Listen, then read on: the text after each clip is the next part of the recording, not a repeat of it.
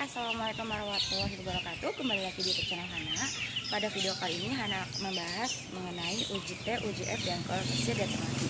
Sebelumnya jangan lupa di like, komen, subscribe, dan share video ini ya guys. Pada pembahasan yang pertama, uji kelayakan model atau sering disebut uji F. Uji F berfungsi untuk menjelaskan apakah semua variabel bebas yang dimasukkan ke dalam model secara bersama-sama mempunyai pengaruh terhadap variabel terikat, dengan kata lain model fit atau tidak. Apabila uji F tidak berpengaruh, maka penelitian tidak layak untuk dilanjutkan. Mengapa? Karena model penelitian tidak mampu menjelaskan adanya hubungan antara variabel dependen dengan independen. Perlu diingat ya, hipotesis dalam uji F berdasarkan perbandingan F statistik dan F table, juga dengan berdasarkan probabilitas. Oke, next kita buka SPSS-nya ya, kita langsung ke praktek. Yang pertama kita klik EQ1 pada tampilan workfile. Jika sudah, ini kan masih muncul karena praktek sebelumnya ya, kita kembaliin dulu ke menu awal. Maksudnya gimana ya? Bukan menu awal, ke data awal. Karena ini data udah dipakai untuk mencari model regresi data panel. Kita kembaliin dulu ke data awal supaya kita tahu uji F-nya itu nilainya berapa. Cara ngubah ke awalnya atau semulanya, kita perlu klik estimate pada workfile EQ01.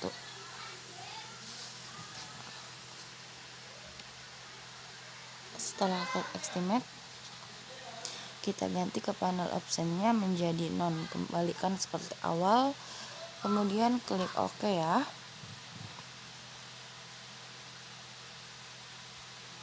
Setelah klik OK, baru ini adalah data yang dipakai untuk menentukan uji F, koefisien determinasi, dan uji T.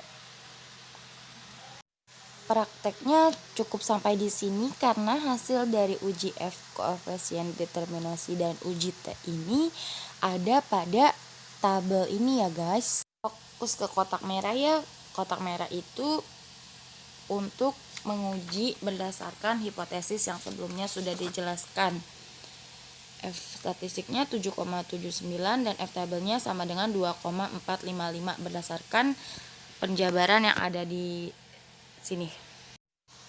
Maka dapat disimpulkan bahwa HA diterima. Maka dengan demikian dapat disimpulkan bahwa variabel-variabel independen dengan penelitian ini terdiri dari size ROA, DAR, NPF, dan sukuk secara bersama-sama memiliki pengaruh terhadap ISR. Masuk ke pembahasan kedua, koefisien determinasi. Disimak ya. Hasil koefisien determinasi menjelaskan seberapa jauh kemampuan model regresi dalam menerangkan variasi variabel bebas mempengaruhi variabel terikat. Semakin besar hasil R-squared akan semakin baik, karena hal ini mengidentifikasi semakin baik variabel independen dalam menjelaskan variabel dependen. Dengan catatan, nilai R-squared berada antara 0 sampai 1 dengan penjelasan bahwa nilai R-squared harus berkisar 0 sampai 1. Jika nilai R-squared sama dengan 1, berarti naik atau turunnya variabel terikat Y 100% dipengaruhi oleh variabel bebas X. Jika nilai R-squared sama dengan 0, berarti tidak ada hubungan sama sekali antara variabel. Untuk output yang dihasilkan masih sama, bedanya cuman pakai nilai adjust R-squared yaitu 0,4326, yang mana 43,2%-nya sebagai variasi perubahan naik turunnya ISR dapat dijelaskan oleh size, ROA, DAR, NPF, dan sukuk. Sisanya dijelaskan oleh variabel-variabel lain. Variabel apa? Variabel yang tidak diteliti dalam penelitian ini. Masuk ke pembahasan terakhir, yaitu uji T. Disimak baik-baik.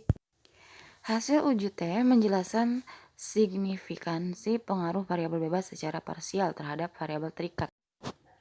Dengan hipotesis dalam uji T yaitu berdasarkan perbandingan T statistik dengan T table, H0 jika nilai T statistik lebih kecil dari T table, maka tidak berpengaruh dengan variabel X. Jika nilai T statistik lebih besar dari T table, maka variabel berpengaruh terhadap variabel Y. Namun, berdasarkan probabilitas H0 jika nilai probabilitas lebih besar dari alfa, maka H0 diterima, yang artinya variabel independen X secara parsial tidak berpengaruh terhadap variabel Y. Namun jika sebaliknya, jika nilai probabilitas kurang dari alfa, maka HA diterima, yang artinya variabel independen X secara parsial berpengaruh terhadap variabel dependen Y. Dengan output yang sama seperti uji F dan koefisien determinasi, perbedaannya nilai yang dipakai adalah tes statistik dan probabilitas. Pada tabel ini menunjukkan bahwa size berpengaruh positif terhadap ISR.